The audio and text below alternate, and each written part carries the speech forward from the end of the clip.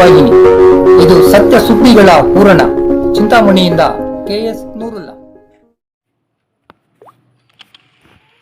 ಚಿಂತಾಮಣಿಯಲ್ಲಿ ಯಶಸ್ವಿಯಾಗಿ ನಡೆದ ಮೆಹಂದಿ ತರಬೇತಿ ಶಿಬಿರ. ಚಿಂತಾಮಣಿ ನಗರದ ಅಂಜನಿ ಬಡಾವಣೆಯಲ್ಲಿರುವ ಹೆಲ್ಪಿಂಗ್ ಹ್ಯಾಂಡ್ಸ್ ಸ್ವಯಂ ಸೇವಾ ಸಂಸ್ಥೆ ವತಿಯಿಂದ ಮಹಿಳೆಯರಿಗಾಗಿ ಹಮ್ಮಿಕೊಳ್ಳಲಾಗಿದ್ದ ಮೆಹಂದಿ ಬಿಡಿಸುವ ತರಬೇತಿ ಶಿಬಿರವು ಬಹಳ ಯಶಸ್ವಿಯಾಗಿ ನಡೆಯಿತು. ಈ ಶಿಬಿರದ ಸಮಾರೋಪ ಸಮಾರಂಭದಲ್ಲಿ ಹಲವು ಸಂಘ ಸಂಸ್ಥೆಗಳ ಪ್ರಮುಖರು ಹಾಗೂ ಇತರೆ ಗಣ್ಯರು ಭಾಗವಹಿಸಿ ಹೆಲ್ಪಿಂಗ್ ಹ್ಯಾಂಡ್ಸ್ ಸಂಸ್ಥೆಯ ಸೇವಾ ಕಾರ್ಯಗಳ ಬಗ್ಗೆ ಮೆಚ್ಚುಗೆ ವ್ಯಕ್ತಪಡಿಸಿದರು.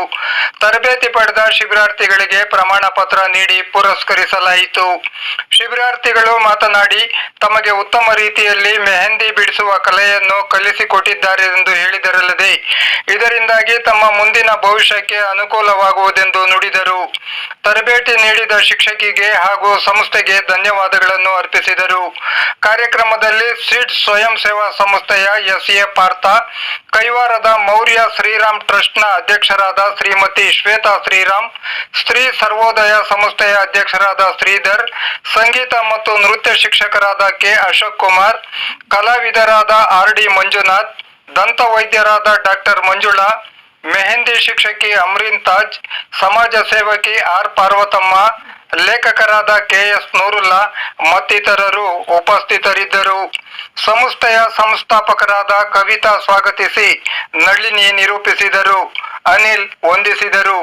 ಅದರಲ್ಲಿ ಫಸ್ಟ್ ಪ್ರೋಗ್ರಾಮ್ ಅನ್ನೋದು ಮೆಹಂದಿ ಇದೆ ಬಂತು. ನನಗೆ ಅದು ಹೆಣ್ಮಕ್ಳಿಂದನೇ ಶುರು ಮಾಡಬೇಕು ಅಂದ್ಕೊಂಡೆ. ಸೊ ಹಂಗೆ ಬಂತು. ಪ್ರೋಗ್ರಾಮನ್ನು ಯಶಸ್ವಿಯಾಗಿ ಎಲ್ಲರೂ ಮಾಡೋದಕ್ಕೆ ನಿಮ್ಮ ಸಹಕಾರ ಮತ್ತು ನಮ್ಮ ಹಿರಿಯರ ಸಹಕಾರದಿಂದ ಆಗಿದೆ. ಟ್ರೈನಿಂಗು ನೀವು ಚೆನ್ನಾಗಿ ಕಲ್ತಿದ್ದೀರಾ ಅಂತ ನಾನು ನಂಬಿದ್ದೀನಿ. ಈಗ ಫೈಲ್ಸ್ ಎಲ್ಲ ಗೆಸ್ಟ್ಗಳಿಗೆ ತೋರಿಸೋಣ ನಿಮ್ಮ ಪರ್ಫಾರ್ಮೆನ್ಸ್ ಹೇಗಿದೆ ಅಂತ.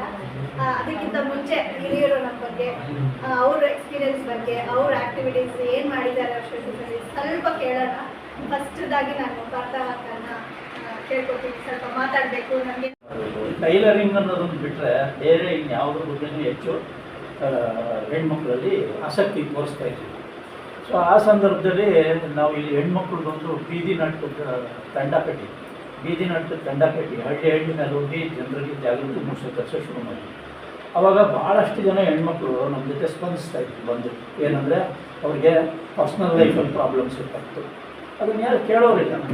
ಯಾಕಂದ್ರೆ ಹೆಣ್ಮಕ್ಳಿಗೆ ಮುಖ್ಯವಾಗಿ ಯಾರ ಹತ್ರ ಹೇಳ್ಕೊಳಕ್ಕಾಗಲ್ಲ.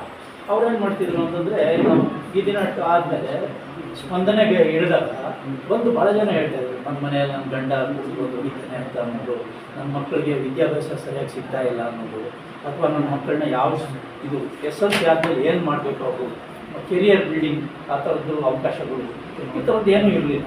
ಸೊ ನಿಜ ಹೇಳಬೇಕು ಅಂದರೆ ನನ್ನ ಮಕ್ಕಳನ್ನ ನಾನು PUC ದಾಟಿದ ಮೇಲೆ ಏನು ಮಾಡಿಸ್ಬೇಕು ಅವ್ರನ್ನ ಅನ್ನೋದು ನನಗೆ ಗೊತ್ತಿಲ್ಲ. ಸೊ ಅಂಥ ಒಂದು ಇಲ್ಲಿ ಕೆರಿಯರ್ ಬಿಲ್ಡಿಂಗಿಗೆ ಅವಕಾಶಗಳು ಭಾಳ ಕಮ್ಮಿ. ಸೊ ಅಂಥ ಸಂದರ್ಭದಲ್ಲಿ ನಾವೇನು ಮಾಡಿದ್ವಿ, ಮಹಿಳಾ ಮುನ್ನಡೆ ಅಂತ ಹೇಳ್ಬಿಟ್ಟು ಒಂದು ಈ ವೇದಿಕೆ ಶುರು ಮಾಡ್ತೀವಿ.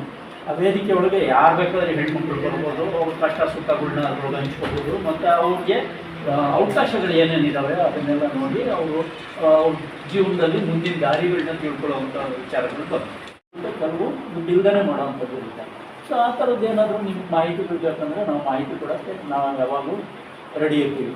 ನಮ್ಮ ಹತ್ರ ದೊಡ್ಡ ಭಂಡಾರನೇ ಇದೆ ಮಾಹಿತಿಗಳು. ಏನು ಕೇಳಿದ್ರೆ ಅದ್ರ ಬಗ್ಗೆ ಮಾಹಿತಿ ಕೊಡ್ತೀವಿ ನಾವು. ಮಹಿಳಾ ದಿನಾಚರಣೆ ಎಲ್ಲ ಕಾರ್ಯಕ್ರಮಗಳು ನಡೆಸ್ತಾ ಇರ್ತೀವಿ.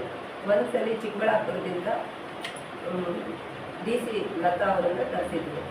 ಆಗ ಅವರು ಫಸ್ಟಾಗಿ ಹೇಳಿದ್ದು ಅಲ್ಲೆಲ್ಲ ಮಹಿಳೆಯರ ಆಕ್ಟಿವಿಟೀಸ್ ನೋಡಿಬಿಟ್ಟು, ಕೋಲಾಟೆ ಭಜನೆ ಎಲ್ಲ ನೋಡಿಬಿಟ್ಟು ಅವ್ರಿಗೆ ತುಂಬ ಖುಷಿಯಾಗಿ ಮತ್ತೆ ಹೇಳಿದ್ರು, ಈಗ ಹೆಣ್ಮಕ್ಳಲ್ಲಿ ತುಂಬ ಆಸಕ್ತಿ ಇದೆ, ಏನನ್ನಾದರೂ ಸಾಧನೆ ಮಾಡಬೇಕು ಅಂತ ಇರುತ್ತೆ. ಅಷ್ಟೊಂದು ಆಸಕ್ತಿ ಇರೋವಾಗ ಅವರಿಗೆ ವೇದಿಕೆ ಸಿಗ್ತಾ ಇಲ್ಲ. ಆ ವೇದಿಕೆಗಳನ್ನು ಮಾಡಿದ್ರೆ ಎಲ್ಲರೂ ಆಸಕ್ತಿಯಿಂದ ಬಂದು ಕಲಿತು ಅವರಲ್ಲಿರುವ ಪ್ರತಿಭೆಯನ್ನು ತೋರಿಸುತ್ತಾರೆ. ಅದರಿಂದ ಅದನ್ನು ಮಾಡಿ ಅಂತ ಹೇಳ್ತಾ ಇದ್ರು. ಅದಕ್ಕೆ ನಾವು ಸ್ವಲ್ಪ ಮಾಡ್ತಾ ಇದ್ವಿ. ಈಗ ನಳಿನಿ ಅವರು ಹೇಳಿದಾಗ ಅದಕ್ಕಾಗಿ ಅದನ್ನು ಹೇಳಬೇಕು ಅಂತ ಮಾಡಿದ್ದೀನಿ. ಅವರು ಈ ಥರ ಕಾರ್ಯಕ್ರಮ ಮಾಡೋದು ನಮಗೆಲ್ಲ ತುಂಬ ಸಂತೋಷ ಆಗಿದೆ. ಅದರಲ್ಲಿ ಆಧ್ಯಾತ್ಮಿಕ ಚರ್ಚೆ ತುಂಬ ಒಳ್ಳೆಯದು ಅಂತ ಅದಕ್ಕಾಗಿ ಹೇಳಿದ್ದೀನಿ. ಸಬಲೀಕರಣ ವಿಷಯಕ್ಕೆ ಬಂದಾಗ ಏನೋ ಒಂದು ಚೇಂಜಸ್ ತರಬೇಕು ನಿಮ್ಮ ಲೈಫಲ್ಲಿ ಅಂದ್ಕೊಂಡು ಬಂದಿರ್ತಾರೆ, ಉದ್ದೇಶ ಇಟ್ಕೊಂಡು ಬಂದಿದ್ದೀರಲ್ಲ, ಈಡೇರಿದೆಯಾ? ಹ್ಯಾಪಿ ಮೆಹಂದಿ ಕ್ಲಾಸ್ ಹ್ಯಾಪಿ ಆಗಿದ್ದೀರಾ? ಆಗಿದ್ರೆ ಹ್ಯಾಪಿ ಆಗಿದ್ದೀರಾ? ಫುಲ್ ಖುಷ್? ಸೊ ಈ ಖುಷಿ ಹೆಂಗಿರುತ್ತೆ ಅಂದಾಗ ಮನೇಲಿ ಹೋಗ್ಬಿಟ್ಟು ನೀವು ಬೇರೆಯವ್ರಿಗೆ ಹಾಕಿ ಸುಮ್ಮನೆ ಟ್ರಯಲ್ ಮಾಡ್ತಿರಲ್ಲ, ಆ ಟ್ರಯಲಿಂದ ಖುಷಿ ಬರುತ್ತೆ. ಜೊತೆಗೆ ನಾನು ಓಪನ್ ನೋಡ್ತಾ ಇದ್ದಾಗ ಆ ಸೆನ್ಸ್ ಸಿಗಲ್ಲ, ಆ ಸ್ಮೆಲ್ ಒಂಥರ ಮಜಾ ಇದೆ ಸರ್. ಆ ಮೆಹಂದಿ ಮುಟ್ಕೊಂಡ್ರೆ ಅದು ಮಜಾನೇ ಬೇರೆ, ಆ ಥರ ಸಿಗುತ್ತೆ ಬರುತ್ತೆ. We are with you always ಹೇಳ್ತಾ thank you so much, all the best. ಯಾರಾದರೂ ಎಲ್ಲರಲ್ಲೂ ಪ್ರತಿಭೆ ಅನ್ನೋದು ಒಂದಿರುತ್ತೆ. ಆ ಪ್ರತಿಭೆಯನ್ನು ನಾವೇನು ಮಾಡ್ತಾ ಇದ್ವಿ ಅಂತಂದರೆ, ಎಲ್ಲನೂ ಯಾವುದೋ ಒಂದು ಹಾಳು ಸಮಯ ಇಟ್ಕೊಂಡು, ಎಕ್ಸಾಂಪಲ್ ಆಗಲೇ ಸರ್ ಹೇಳ್ತಾ ಇದ್ರು ಮಿಷನ್ ವರ್ಕ್ ಆಗಿದೆ ಅಂತ. Yes, 100% correct. ನಾವೆಲ್ಲರೂ ಮಾಡ್ತಾ ಇರೋದು ಮಿಷನ್ ವರ್ಕ್. ಆ ಮಿಷನ್ ವರ್ಕಿಂದ ಆಚೆ ಬಂದು ನಮಗೆ ಯಾವಾಗ ಫ್ರೀ ಟೈಮ್ ಇದೆ, ನಮ್ಮಲ್ಲಿ ಏನು ಪ್ರತಿಭೆ ಇದೆ ಅಂತ ಗುರುತಿಸ್ಕೊಂಡು ಆ ಪ್ರತಿಭೆನ ನಮಗೆ ನಾವೇ ಹೊರಗಡೆ ತಂದ್ಕೋಬೇಕು ಅಂತಂದರೆ ಈ ಥರ ಯಾವುದೋ ಒಂದು ಸಂಸ್ಥೆಗಳಿರುತ್ತೆ. ಆ ಸಂಸ್ಥೆಗಳ ಮುಖಾಂತರ ನಮ್ಮ ಪ್ರತಿಭೆಯನ್ನು ಗುರುತಿಸ್ಕೊಳ್ಳಲಿ ಅಂತ ಹೇಳ್ಬಿಟ್ಟು ಆ ಥರದ ಒಂದು ಸಂಸ್ಥೆಗಳನ್ನು ನಾವು ಕಟ್ತಾ ಹೋಗ್ತಾ ಇದ್ದೀವಿ. ಸೊ ಅದೇ ಥರ ಹೆಲ್ಪಿಂಗ್ ಹ್ಯಾಂಡ್ಸ್ ಸಂಸ್ಥೆ ಕೂಡ ಒಂದು ಮೆಹಂದಿ ಕ್ಲಾಸ್ ಅಥವಾ ವಿಭಿನ್ನವಾದ ಮಹಿಳೆಯರಿಗೆ, ಅಥವಾ ಈ ಮಹಿಳೆಯರಿಗೆ ಅಂತ ಮಾಡೋದ್ರ ಬದಲಾಗಿ ಈಗ ಮಕ್ಕಳಿಗೂ ಕೂಡ ಮಾಡಿದ್ರೆ ನನ್ನ ಕಡೆಯಿಂದ ಒಂದು ಸಲಹೆ, ಅದು ಮಕ್ಕಳಿಗೆ ಮಾಡಿದ್ರು ಕೂಡ ತುಂಬ ಹೆಲ್ಪ್ ಆಗುತ್ತೆ. ರೈಟಿಂಗು ಸ್ವಲ್ಪ ಜನಕ್ಕೆ ಬರ್ತಾ ಇತ್ತು, ಬಟ್ ಅಷ್ಟು ಪರ್ಫೆಕ್ಟ್ ಬರ್ತಾ ಇರಲಿಲ್ಲ. ಈಗ ನೋಡ್ತಾ ಇದ್ರೆ ಹಾಕಿರೋದು ಅದು ಫುಲ್ ಪರ್ಫೆಕ್ಷನ್ ಇದೆ. ನಮ್ಗೆ ವಿಪರೀತ ಖುಷಿ ಆಯಿತು.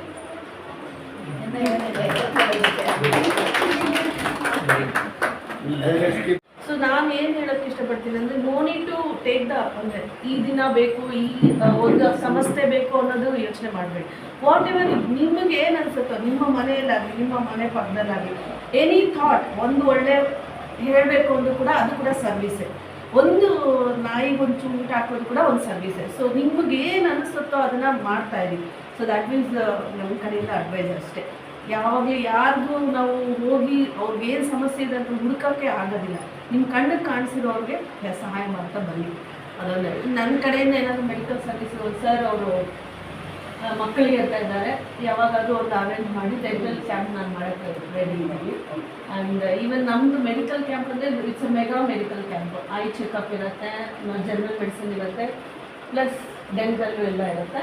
ಸೊ ಇನ್ ಕೇಸ್ ಆರ್ಗನೈಸ್ ಆದರೆ ನಾನು ನಮ್ಮ ಇದರಿಂದ ಮಾತಾಡ್ತೀನಿ. If possible I will.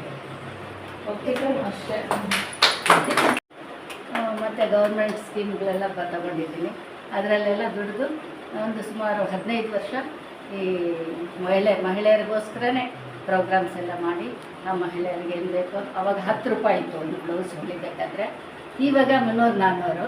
ಇವಾಗ ಅವರೆಲ್ಲ ಖುಷಿಯಾಗಿ ನಮಗೆ ಜೀವನೋಪಾಯ ಹೇಳ್ಕೊಟ್ಟಿದ್ದೀರಾ ಅಂತ ಹೇಳ್ತಾರೆ. ಅದೊಂದೇ ಸಾಕು ನಮಗೆ. ಆ ಕಾಲ 10 ರೂಪಾಯಿ ಇದ್ದಾಗ ನಾನು ಹೇಳ್ಕೊಟ್ಟಿದ್ದೀನಿ. ವಿದ್ಯಾಭ್ಯಾಸನೂ ಅಷ್ಟೇ. ಬಡ ಹೆಣ್ಣು ಮಕ್ಕಳಿಗೆಲ್ಲ ಅವ್ರ ಕೆಲಸಕ್ಕೆ ಹೋಗಿ ಮನೆಗೆ ಬಂದ ಮೇಲೆ ಅವ್ರ ಗುಡಿಸಲ ಹತ್ರ ಹೋಗಿ ಅವರಿಗೆ ಸ್ಲೇಟು ಬೆಳಕ ಕೊಟ್ಟು ಅಕ್ಷರಾಭ್ಯಾಸ ಮಾಡಿಸ್ತಾ ಇದ್ವಿ. ಅದೊಂದು ಕಾಲ ಇತ್ತು ಬಿಡಿ. ನಾನು 4 ಜನ ಹೆಣ್ಮಕ್ಳಾಗಿದ್ದೀನಿ, ಹೆಣ್ಮಕ್ಳಿಗೋಸ್ಕರ ಮಾಡಿದ್ದೀನಿ. ನೀವು ಅಷ್ಟೇ, ಯಾರೇ ಹೆಣ್ಮಕ್ಳಾಗಿ ನೀವು ನಮಸ್ಕಾರ ಮಾಡಬೇಕು. ಆ ಹೆಣ್ಮಕ್ಳಿಗೆ ಏನು ಬೇಕೋ ಅದು ಕೊಟ್ಟು ಸಹಕಾರ ಕೊಡಿ. ಹೆಣ್ಮಕ್ಳನ್ನ ತುಂಬ ಚೆನ್ನಾಗಿ ನೋಡಿ ಅಂತ ಹೇಳ್ತಾ ಇದ್ದೀನಿ ಅಷ್ಟೇ.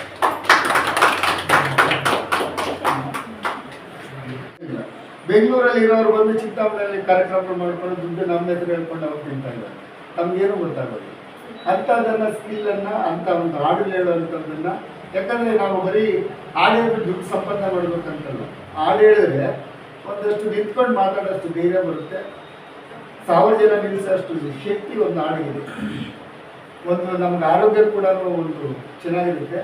ಎಲ್ಲೇ ಒಂದು ಏನೇ ಒಂದು ಕಾರ್ಯಕ್ರಮ ಮಾಡಿದ್ರೆ ಎಲ್ಲೇ ಇದ್ರಿ ಒಂದು ಕೂತ್ಕೊಂಡು ಅಕ್ಕ ಬಂದಿದ್ದಾರಮ್ಮ, ನಾವು ಪರವಾಗಿಲ್ಲ ಅಕ್ಕ ಹಾಡು ಹೇಳ್ತಾರೆ, ಕೇಳಬೇಕು, ಲಾಸ್ಟ್ವರೆಗೂ ಇರಬೇಕು ಅನ್ನೋಂಥದ್ದು ಒಂದು ಇದು ಬರುತ್ತೆ ಅನ್ನೋದು. ಮತ್ತು ಇನ್ನೊಂದು ಏನು ನಾವು ಹೇಳ್ತಾ, ಇಲಾಖೆಗಳಿಂದ ಸುಮಾರು ಯೋಜನೆಗಳನ್ನು ಇವತ್ತು ಮಹಿಳೆಯರಿಗಾಗಿಯೇ ಕೊಡ್ತಾ ಇದ್ದಾರೆ.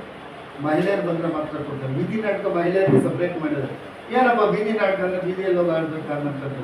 ಸರ್ಕಾರಿ ಯೋಜನೆಗಳನ್ನು ಗ್ರಾಮೀಣ ಭಾಗದಲ್ಲಿ ಸರ್ಕಾರ ವಾಹನದಲ್ಲಿ ಹೋಗಿ ಮಾಹಿತಿ ಕೊಟ್ಟು ಬರುವಂಥದ್ದು.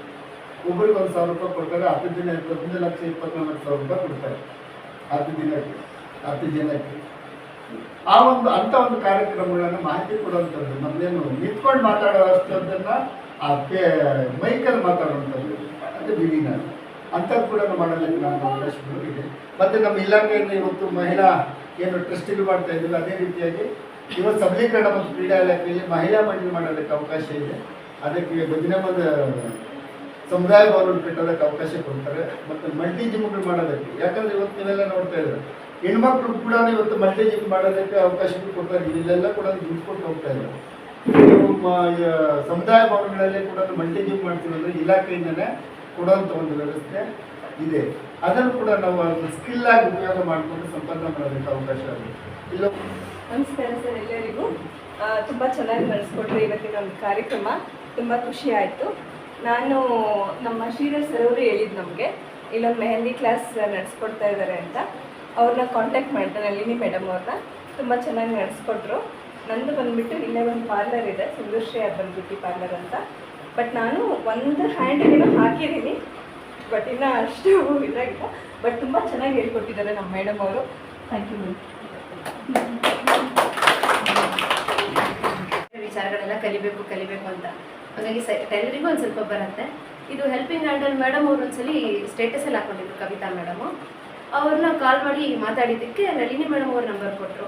ನಾನು ತುಂಬ ಇಂಟ್ರೆಸ್ಟ್ ಇರೋದ್ರಿಂದ ಜಾಯ್ನ್ ಆದೆ. ಸೊ ತುಂಬ ಯೂಸ್ಫುಲ್ ಆಗುತ್ತೆ, ಎಲ್ಲ ಲೇಡೀಸ್ಗೂ ಯೂಸ್ಫುಲ್ ಆಗುತ್ತೆ. ನಾವು ಒಂದು ಹ್ಯಾಂಡ್ಗೆ ಹಾಕಿಸ್ಕೋಬೇಕಂದ್ರೂ ಇನ್ನೊಂದು ಕಡೆ ಹೋಗೋಕ್ಕೂ ಟೈಮು ಇರೋದಿಲ್ಲ, ಮತ್ತು ದುಡ್ಡು ಕೊಟ್ಟು ಹಾಕಿಸ್ಕೊಳ್ಳೋಕ್ಕೂ ಆಗೋದಿಲ್ಲ ಕೆಲವು ಟೈಮ್ಸ್ ಹೋಗೋದಕ್ಕೆಲ್ಲ. ಹಿಂಗಾಗಿ ಕಲ್ತ್ಕೊಂಡಿದ್ರೆ ನಾವು ಹಾಕೋಬೋದು, ನಮ್ಮ ಮಕ್ಕಳಿಗೂ ಹಾಕೋಬೋದು. ಎಲ್ಲ ಥರ ಆ್ಯಕ್ಟಿವಿಟೀಸು ಹೆಂಗಸರು ಎಲ್ಲ ಬರೋ ಥರ ಎಲ್ಲ ಕಲ್ತಿರ್ಬೇಕು ಅನ್ನೋದು ನನಗೊಂದು ಆಸೆ. ಹಂಗಾಗಿ ಹೆಲ್ಪಿಂಗ್ ಹ್ಯಾಂಡ್ಸ್ಗೆ ಥ್ಯಾಂಕ್ಸ್ ಹೇಳ್ತೀನಿ, ಕವಿತಾ ಮೇಡಮ್ಗೆ ಮತ್ತು ನಳಿನಿ ಮೇಡಮ್ ಅವ್ರಿಗೂ ಥ್ಯಾಂಕ್ಸ್ ಹೇಳ್ತೀನಿ. ಇದೇ ಥರ ಬೇರೆ ಬೇರೆ ಪ್ರೋಗ್ರಾಮ್ ಕಂಡಕ್ಟ್ ಮಾಡಿದ್ರೆ ಖಂಡಿತ ನಾವು ನಿಮ್ಮ ಜೊತೆಗಿರ್ತೀವಿ. ಇನ್ನೂ ನಿಮ್ಮ ಜೊತೆ ನಾವು ಕಲ್ತ್ಕೋಬೇಕು ಅಂತ ಆಸೆ ಪಡ್ತಾ ಇದ್ದೀವಿ. థ్యాంక్ యూ పెద్దలందరికీ నమస్కారం.